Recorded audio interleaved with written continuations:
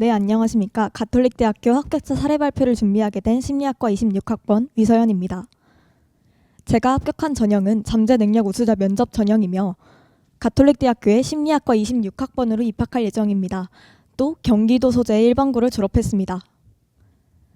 내신, 생기부, 면접팀 및 전형 특성의 순서로 발표를 진행하겠습니다. 첫 번째로 제가 3년 동안 내신을 어떻게 챙겨왔는지입니다. 저는 총 2.58의 내신으로 그 중에서도 강한 과목과 취약한 과목이 확실하게 보이는 우상향의 내신을 가지고 있습니다. 저는 2학년 1학기에 제가 취약 과목을 공부할 때 가진 문제점을 알아냈습니다. 그것은 바로 내가 정말로 이 개념을 알고 있는가를 반복해서 확인하지 않는다는 것입니다. 독일의 심리학자 에빙하우스의 망각곡선에 따르면 한 번 학습한 내용은 반복적인 복습이 이루어지지 않을 경우 매우 빠른 속도로 잊히게 됩니다. 이처럼 새로운 문제와 개념보다 중요한 것은 이미 배웠던 것의 반복 확인 학습입니다. 그래서 저는 2학기부터 반복 학습을 적용한 아래의 공부법을 통해서 여러 과목의 성적 향상을 이끌어냈습니다. 첫 번째로 개념 공부는 인터넷 강의와 개념 문제집을 이용했습니다. 인터넷 강의를 처음 들은 직후 10분 이내로 간단한 개념 문제집 풀이를 통해서 개념을 확인했습니다. 두 번째로 수업시간 필기와 프린트를 적극 활용했습니다. 저는 대부분의 선생님이 시험 문제를 출제할 때 가장 큰 기준으로 삼는 것은 수업시간 필기와 프린트라고 생각합니다. 심화 문제 풀이로 넘어가기 이전에 프린트를 여러 번 읽어주고 교과서와 프린트에 되어 있는 수업시간 필기를 한 곳으로 모아 단권화해주는 것이 중요합니다. 다음은 제가 3년간 생기부를 어떻게 구성해왔는지입니다. 다음은 2026학년도 가톨릭대학교 모집 요강에 나와 있는 서류 종합평가 요소입니다. 학업, 진로, 공동체 역량이 존재하는데요. 서류를, 즉 생기부를 평가할 때 이런 요소들을 이용해 평가한다는 것을 확인하고 해당 영역의 평가 관점을 참고하며 생기부를 준비하는 것이 도움이 됩니다. 다음은 리더십입니다. 저는 학생자치회 정교 부회장, 또래 상담 동아리 부기장, 학급 부회장 등 리더십을 나타낼 수 있는 활동에 적극 참여했으며 이외에도 다양한 활동에 참여했습니다. 그러나 꼭 저처럼 학생회나 학급 입원을 하지 않더라도 세특 내에서 리더십을 충분히 보여줄 수 있습니다.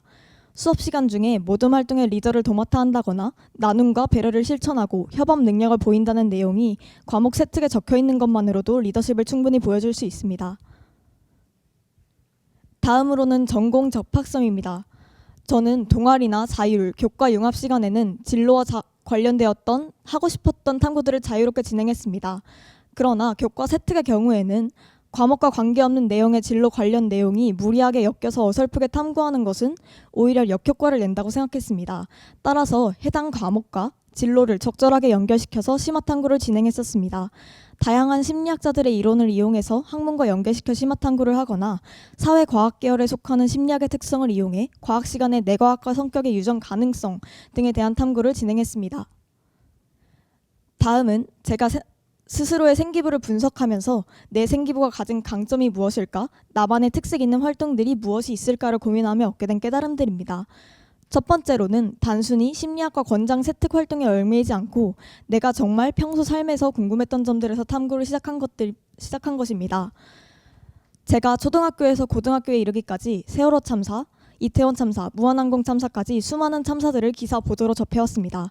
또 제가 고등학교 2학년 때는 주변 고등학교의 자살 사망자 증가로 저희 동아리 주관이었던 생명 존중 캠페인을 다른 해보다 자주 했던 기억이 납니다. 제 짧은 12년 사이에 주변의 자살 유가족과 참사 유가족이 셀 수 없이 늘어나는 것을 지켜본 저는 남겨진 유가족들의 슬픔을 통감하게 되었고 제가 전할 수 있는 위로의 방식을 찾고 싶었습니다. 그 과정에서 1학년 생기부에 언급되었던 세월호 참사와 이태원 참사에 대한 전국민적 애도 반응에 대한 탐구의 의지를 3학년 때 발생했던 무한항공 참사를 보며 상담자의 입장에서 제시하는 해결법으로 연결지어서 탐구했습니다.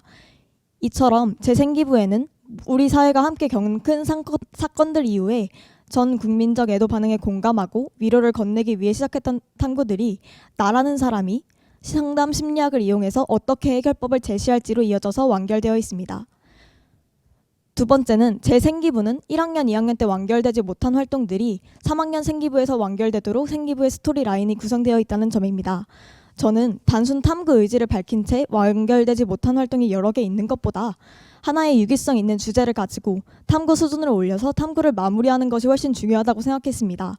예를 들어 1학년 때 언급했던 AI 상담 챗봇의 위험성이 3학년 화법과 잡문 시간에 했던 활동인 상담 챗봇의 위험성이 부각된 사례를 들어서 논밭글을 작성한 활동과 이어지는 등 이 외에도 여러 활동들이 서로 심리학이라는 틀을 잃지 않으면서 유기성을 가지고 있습니다. 세 번째로는 도서를 적극적으로 활용한 것입니다. 제 생기부에는 10건 이상의 도서 제목이 등장하고 대부분이 탐구의 시작점이나 계기, 탐구 도중의 이론 탐구에 활용된 것들입니다. 도서는 자신이 하려는 탐구를 뒷받침하고 중요한 근거가 되기 때문에 조서를 잘 활용한다면 더욱 풍부한 생기부를 만들 수 있습니다. 다음으로는 제가 보았던 면접의 팁과 전형 특성입니다. 저는 1차 합격 결과가 나오고 나서 면접 준비를 위해서 해당 전형에 대해 조사를 했습니다.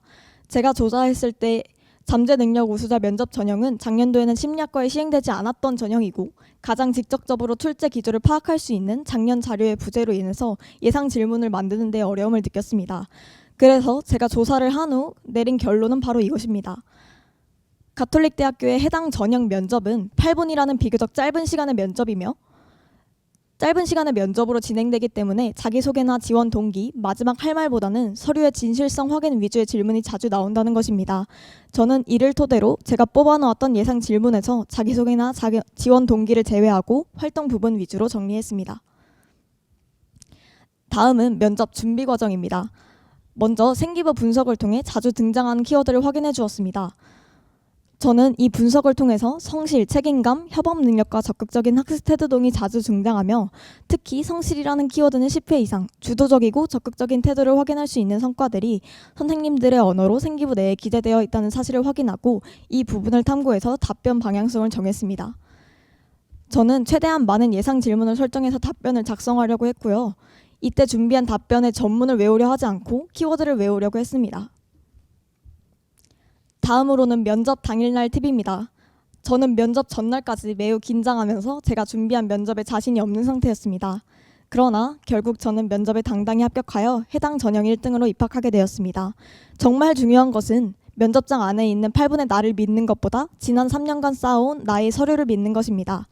한번 시작한 말은 떨리더라도 끝을 맺고 망한 것 같더라도 3년간의 내 서류를 믿고 끝까지 미소를 잃지 마세요. 저는 미소를 잃지 않고 차분히 답변 드리려고 노력했기 때문에 헷갈리던 질문에도 끝까지 대답할 수 있었다고 생각합니다. 마지막으로 제가 후회하는 점은 짧게 핵심만 말하는 연습을 하지 않은 것입니다. 저는 실제로 8분간의 면접에서 3가지 질문을 받았으며 아직도 마지막 4번째 질문을 받고 입을 뗀 순간 면접이 종료되었습니다 라고 말씀하시던 면접관님의 목소리가 기억납니다. 아무리 좋은 질문도 늘어지면 끊기게 되어 있으니 짧게 핵심만 말하는 연습을 하시길 바랍니다. 지금까지 저의 발표를 들어주셔서 감사합니다.